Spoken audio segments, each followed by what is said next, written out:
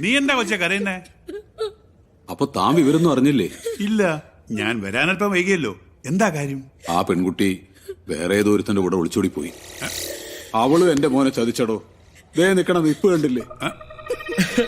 ചേട്ടാ, ഈ ആഹാരമൊക്കെ എന്ത് ചെയ്യണം? ആഹാരം എന്റെ അണ്ണാക്കിലേക്ക് കൊണ്ടുപോയി വെട്ടി മൂടറോ അത്. നിൽക്കവിടെ. ഗംഗാധര, ഈ കല്യാണം നടക്കും.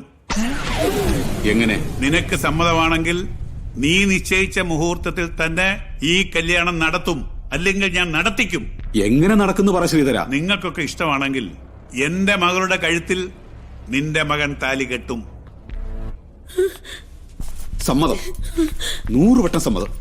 എവിടെ നിന്റെ മകൾ? എവിടെ? വിളിക്ക്. അവളെ വിളിക്കാനൊന്നുമില്ല, അവൾ ഇവിടെ തന്നെ ഉണ്ട്. എവിടെ? ദോ അവിടെ. ഇത് മറ്റവളല്ലേ? മോളെ, ഇങ്ങ് വന്നേ.